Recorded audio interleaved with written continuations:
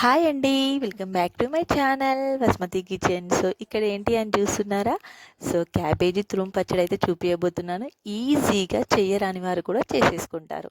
So సన్నగా తురుముకున్న క్యాబేజీని అయితే ఒక గిన్నెలోకి తీసేసుకోండి. సో ఇక్కడైతే చిన్న క్యాబేజీనండి. ఇక్కడ దానికి సరిపడా ఒక 3 స్పూన్ల కారం అయితే తీసుకుంటున్నాను. మీరు కారం తక్కువ తింటున్నట్టుగా అయితే కొద్దిగా తక్కువనే తీసుకోండి. సో ఈజీగా చేసేసుకోవచ్చండి. ఇక్కడైతే 3 స్పూన్ల కారం అయితే తీసేసుకున్నాను. దానికి తగ్గ ఉప్పు కూడా తీసేసుకుందాం. 3 స్పూన్స్ కారం కదా, సో ఇక్కడ నేను 2 స్పూన్స్ సాల్ట్ అయితే తీసేసుకుంటున్నాను. సాల్ట్ ఎక్కువ పడింది అనుకోండి తీయలేము, అదే తక్కువ అయిందనుకోండి కొద్దిగా యాడ్ చేసుకోవచ్చు. ఏమంటారు మరి? సో ఇక్కడైతే అలాగే 1 స్పూన్ జీలకర్ర మెంతుల పొడి వేస్తున్నాను. సో నెక్స్ట్ వచ్చేసి 1 స్పూన్ ఆవపిండి కూడా వేసేస్తున్నాను. ఇప్పుడు ఇవన్నీ మనం కలిసేలాగా కలుపుకోవాలండి. ఇదంతా మనము మంచిగా మిక్స్ చేసేసుకోవాలి. ఇప్పుడైతే పోపుకైతే సిద్ధం చేసేసుకుంటున్నాను. స్టవ్ ఆన్ చేసి కడాయి పెట్టేసుకొని దాంట్లో ఆయిల్ అయితే పోయండి. ఒక 5 పావుల నూనె అయితే తీసుకోవాలండి. సో ఇక్కడ నేను అన్నీ మనము ఒక దగ్గరికి చేర్చాం కదా, కొద్దిగా ఒక 2 స్పూన్ల నిమ్మరసాన్ని అయితే యాడ్ చేసుకోండి. టేస్ట్ అయితే చాలా చాలా బాగుంటుంది. సో ఇక్కడైతే నేనైతే 2 స్పూన్ల నిమ్మరసం అయితే తీసేసుకుంటున్నాను. పచ్చడి కూడా పుల్ల పుల్లగా కారకారంగా చాలా బాగుంటుంది. చెయ్యరాని వారు కూడా ఈజీగా చేసేసుకోవచ్చండి 10 మినిట్స్లోనే, అంతే. సో ఇక్కడైతే కలిసేలాగా మొత్తము పచ్చని అయితే ఈవెన్గా మొత్తం కలిపేసుకోండి.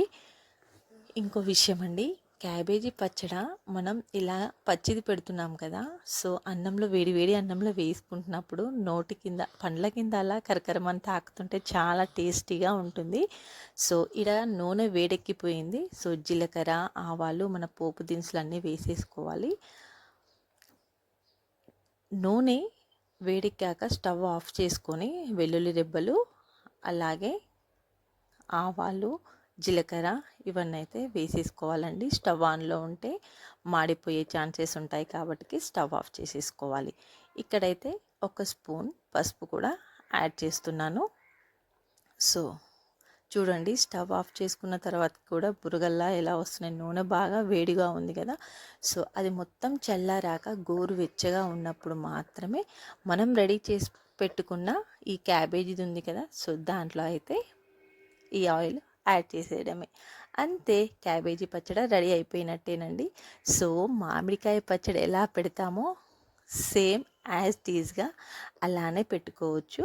సో మనకు ఇష్టమైతే ఆవపిండి వేస్తే టేస్ట్ చాలా బాగుంటుందండి, అందుకే చెప్తున్నాను.